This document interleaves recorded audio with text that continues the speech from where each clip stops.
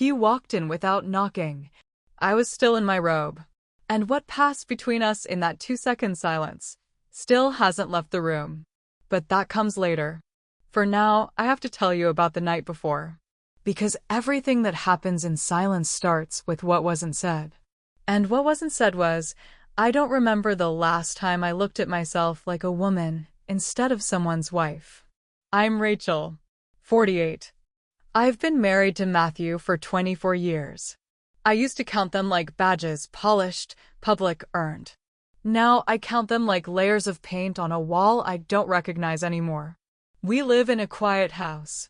Pale walls, clean lines, one creaking stair that always betrays you past midnight. I used to love the stillness here. I thought it meant peace. Lately it feels more like absence, dressed in domestic comfort. Matthew doesn't notice.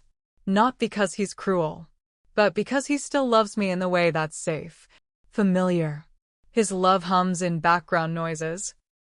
Refilling the bird feeder, preheating the oven when he knows I'll forget.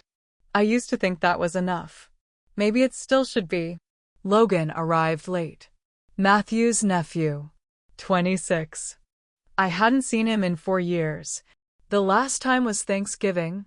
I remember him tall, lanky, still hunched over video games and his own self-consciousness.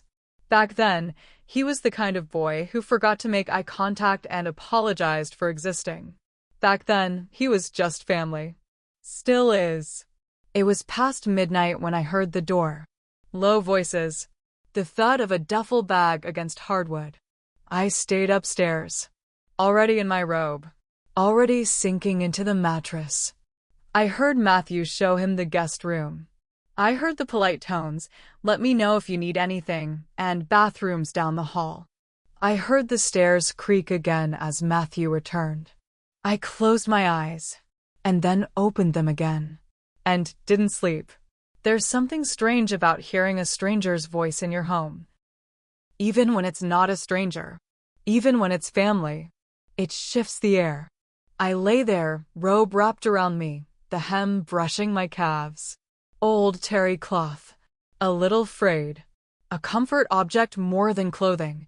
But I couldn't settle. Something stirred. Not desire, not even curiosity. Just attention. From a place inside me that's been quiet for years. I watched the ceiling fan turn. I listened to Matthew's breathing steady beside me. And I thought of how long it's been since anyone surprised me just by existing in the same space. I got out of bed around 6. Matthew was already gone, an early breakfast meeting with a client he doesn't even like, but always pretends to. I padded downstairs in the same robe. My hair was still pinned from last night, loose strands framing my temples. No makeup. No performance. I made tea. The sound of the kettle boiling, the faint crackle of morning light through the kitchen window, those were my company. And then I sat. Barefoot, mug in hand. The kind of moment no one sees. And I don't know why, but I felt it, like something unseen had taken a seat across from me. It's not that I was expecting anything. Of course not. It was just a visit. A weekend. Logan needed a break from whatever new tech job he's doing now. Matthew invited him weeks ago. I'd barely thought of it, but now he was here. And though I hadn't seen his face, his voice from last night had folded itself somewhere into me. Low, slightly tired. Still carrying boyhood around the edges. I sipped my tea and tried not to think. When you've been with someone for over 20 years, you learn the difference between silence and stillness. This was neither. This was waiting. But for what?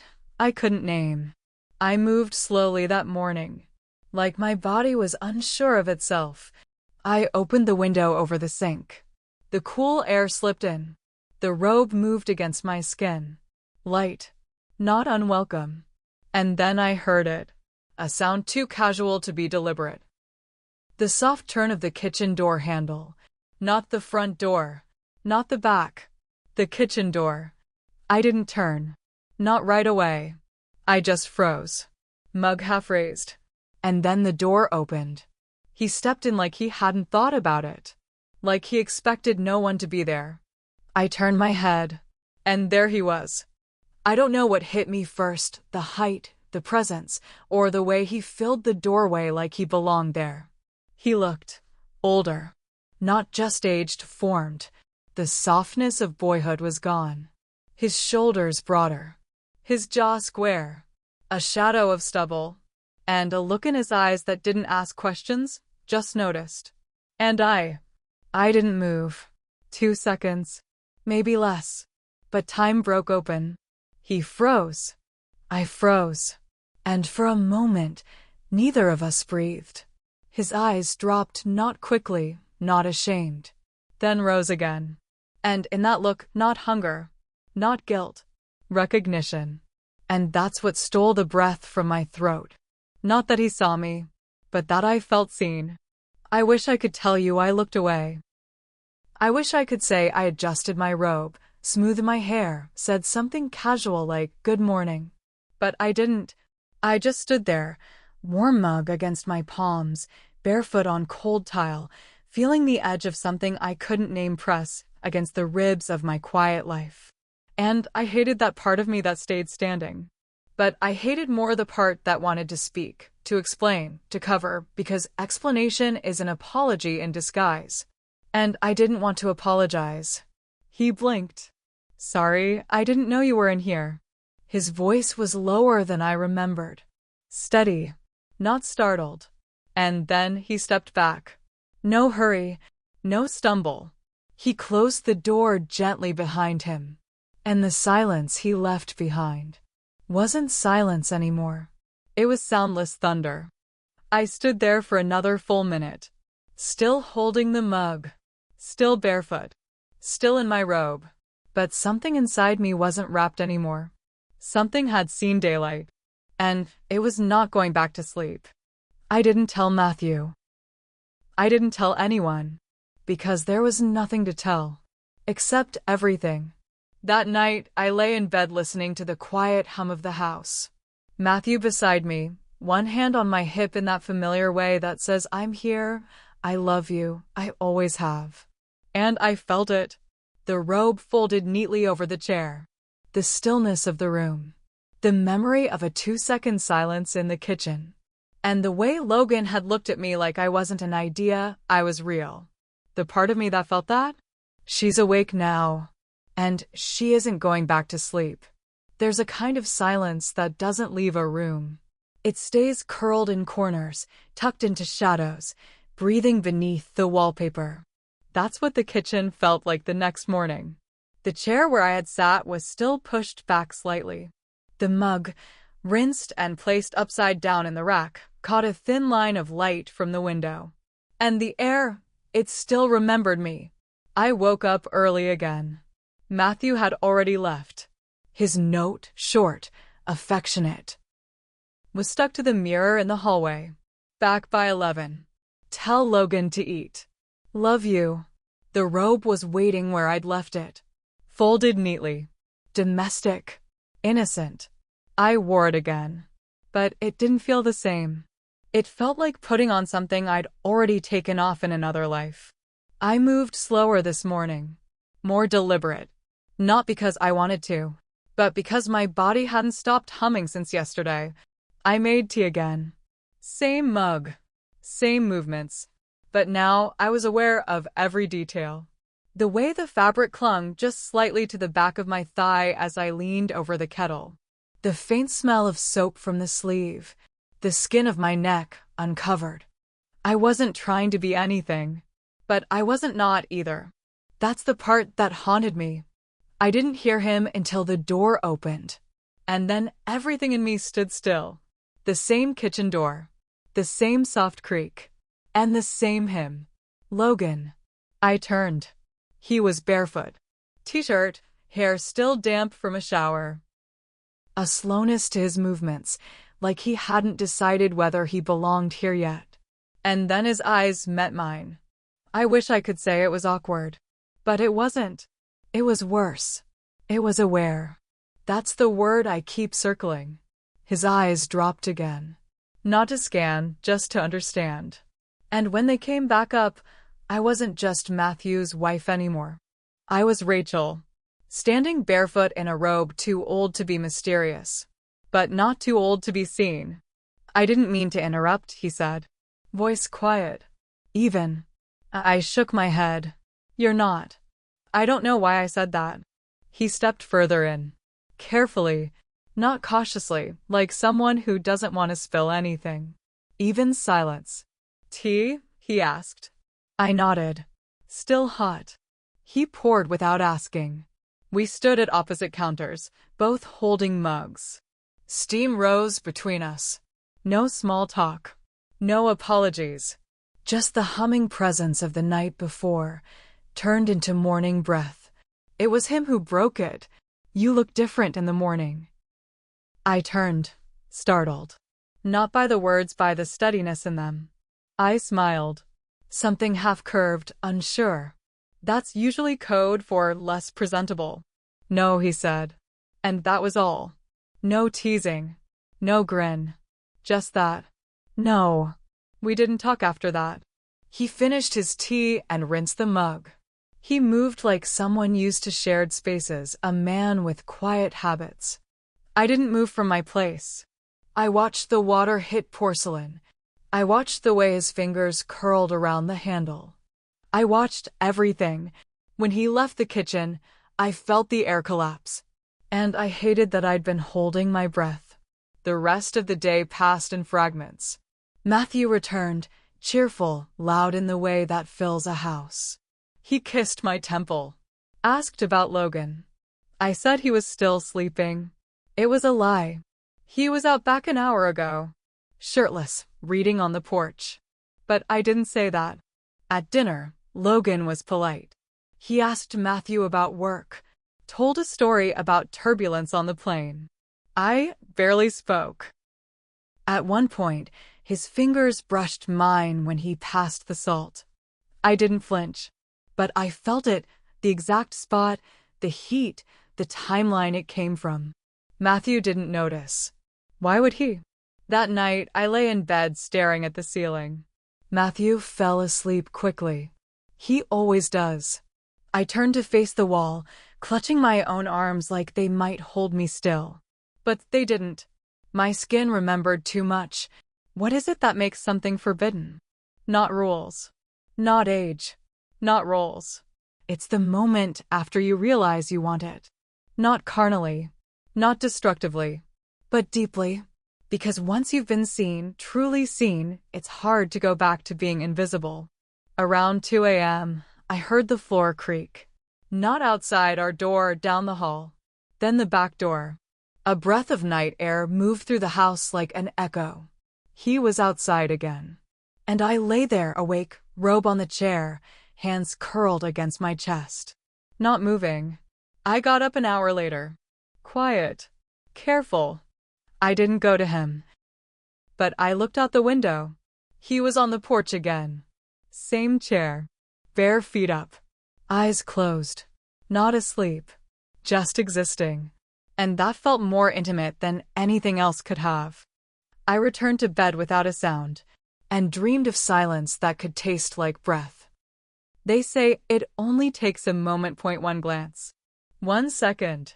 One breath out of place. But they never talk about what happens after the moment, when the air goes still again, when the light returns to normal. When you're left standing in the kitchen remembering not what he said, but how he didn't look away. The hours after that morning unfolded like cotton unraveling, slow, dense, quiet. I told myself to forget it, that it was nothing, that maybe I'd imagined it all, the air between us, the way the silence thickened, the fact that he looked at me like I wasn't someone's wife. But I hadn't imagined it, because my body remembered, it remembered in small, sharp ways. In the way I paused at the hallway mirror, not to fix my hair, but to study the flush still rising beneath my collarbone. In the way my fingers lingered on the edge of my robe before finally pulling it off, and the way I caught myself smoothing lotion over my thighs later, slow, deliberate. Like a woman who didn't know who might be watching, but cared who would have. Matthew came home cheerful. He was always like that after business breakfasts, puffed up with usefulness, with the currency of being needed. He talked about things I didn't hear. Names, clients, some new account. I nodded. Said in all the right places. My mind was elsewhere, not in desire, not in danger, but in awareness. The unsettling, unbearable awareness that something in me had shifted. Logan came down an hour later, shower damp still behind his ears, shirt rumpled, face unreadable. He said, "Morning," and I said it back. He poured himself coffee and avoided looking at me. And yet I knew, by the way he sipped, by the way he stood just close enough to reach for the sugar I hadn't touched, that he was just as aware. I asked if he slept well. He said, "Well enough." That was it. But the way he said it, with restraint, as if the words were dipped in the same memory I couldn't stop seeing, made my skin feel tight all over. The rest of the day fell into routine. Matthew on conference calls, Logan in and out of the house, me folding towels that had already been folded once. I tried to forget, to push it away, to smother the part of me that still stood in that kitchen, barefoot, holding tea, caught in the heat of a glance. But forgetting wasn't working, because nothing had happened, and somehow that made it worse. Nothing is harder to escape than the things that almost occurred, the thoughts you didn't act on, the breaths you still feel in your skin. In the late afternoon, I found myself outside, cutting herbs in the garden. It's something I do when I can't think. The motions are easy, repetitive. I didn't hear him come out, but I felt it. Logan, standing just behind me, not close enough to touch, but close enough to change the temperature. I didn't turn. He didn't speak. He knelt down, picked up a fallen tomato from the edge of the planter, held it in his hand like it was something delicate. And then he said, low, like a confession, "You always had a calm way about you." It hit like a gust of wind against my bare shoulder. I turned, slowly. "I used to think you were just quiet," he added, standing now, brushing dirt from his hands. "But it's not that. It's presence. Presence." A word I hadn't associated with myself in years, a word that curled into the hollow beneath my ribs and stayed there. I didn't respond. I didn't have words that wouldn't betray me.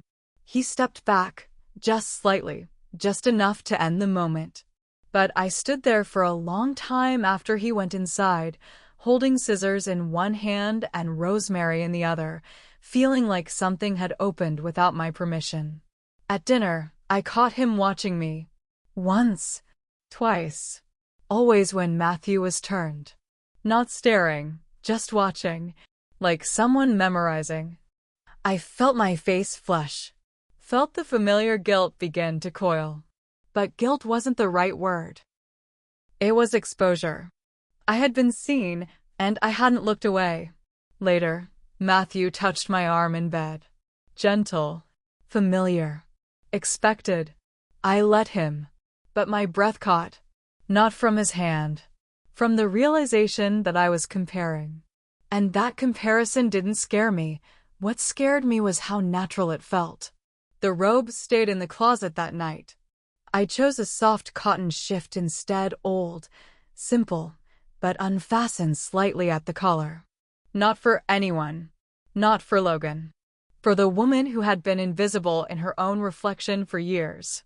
I stood in front of the mirror and looked, not with shame, not with longing, just with the quiet courage of someone who had been woken up. The next morning, Logan brushed past me in the hallway. Our arms touched. It lasted less than a second, but the current of it went straight through my shoulder and down to my wrist. He didn't say anything, neither did I. But I felt it all day. That night, I started writing. Not to document. Not to confess. Just to make it real. I wrote. It's not the things he does. It's the space around him. The way it wraps me like breath. I know I should be ashamed. But I'm not, because nothing happened. And, still, everything did. I've never been touched, but I've never been touched more than I am right now. Not by hands, but by presence, by that look, by those 2 seconds, that 2 second silence that broke the spine of everything I thought I was. It ended in silence. Not with a slammed door, not with a cry, not even with a whisper. Just the sound of him stepping back, saying, "Sorry, I didn't know you were in here," and closing the kitchen door so gently it might have been a gesture of care. But care is dangerous when it's undeserved. And I stood there, still barefoot, robe against my skin like a memory, mug half raised. Not sure if I was more shaken by the touch that hadn't happened, or the way I'd let it live inside me anyway. That day passed strangely. I moved through it like I was wearing someone else's shape. Everything I did, laundry, emails, answering a call from Matthew's sister, felt like performance. Not dishonest, just detached. As if I were watching myself play the part of a woman who hadn't just been undone by a look. I avoided Logan. I wasn't afraid of what he'd say. I was afraid he wouldn't say anything, because it would mean we'd agreed, without speaking, that this was over. That it never really began. That it was just a pause. But how do you go back to breathing once you've lived inside that pause? That evening, I set the table with care. The candles were unlit. I didn't have the energy for softness. Matthew was in the garage, working on something he'd started months ago and kept meaning to finish. I watched him through the window, the easy way he moved, the way he wiped his hands on his jeans. The way he still believed the world he'd built around us was enough. And for years, it had been. But sometimes silence doesn't mean safety. It means absence. I don't know what I expected, but I didn't expect Logan to come find me. Not then. Not like that. But he did. I was in the guest room, changing the sheets after his second night. Folding the corner over with practiced fingers. Something about the ritual, the neatness of it, helped. Made things small again. Then I heard him. Behind me. No knock. Just presence. I didn't turn. He said my name once. Just once. Rachel. And in that moment, I realized I didn't need to turn around. Because the part of me that had wanted to face him had already answered. "I'm leaving in the morning," he said. Simple. Unemotional. I nodded. Still not turning. "Just thought you should know." I managed, "Thanks." And then silence. But not the heavy kind. The real kind. The kind that doesn't crush, just clears. Finally, I faced him. His eyes weren't guarded anymore. Just still. "I didn't come in that morning to see you," he said, carefully. I wasn't trying to. I know.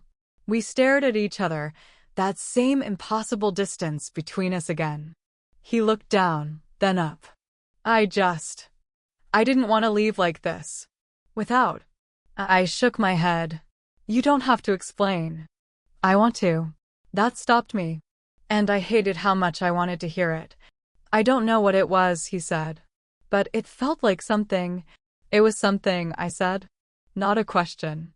Not a confession. A truth. Quiet. Heavy. Unflinching. He didn't reach for me. There was no kiss. No lines crossed.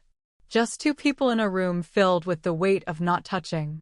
And that somehow was more intimate than anything else could have been. "I don't want to be your shadow," he said finally. "I know." He nodded. "But part of me already is." And then he turned. Left the room. But I didn't. I stood there, hand on the sheet, heart burning without movement. And in that stillness, something fell away. Not regret. Not longing. But permission. The next morning, I didn't see him off. Matthew shook his hand, clapped him on the back.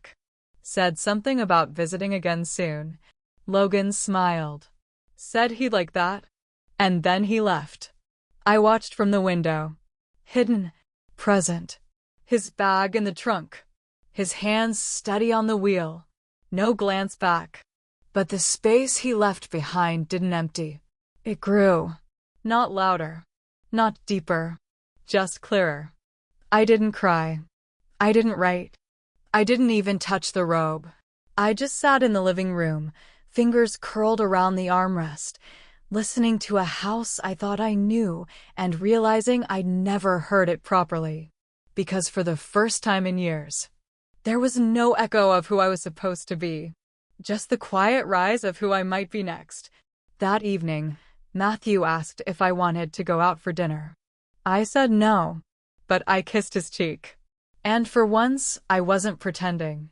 Not because I loved him differently, but because I loved myself differently. It's a strange thing, to let something break you open, only to find that you weren't hollow. You were just quiet. Waiting. He left the room. I didn't. And I'm still here. Not behind the door, but behind the eyes I see in the mirror now. The ones that look back at me not with shame, but with a kind of recognition I had long ago forgotten. I was never waiting for him. I was waiting for me.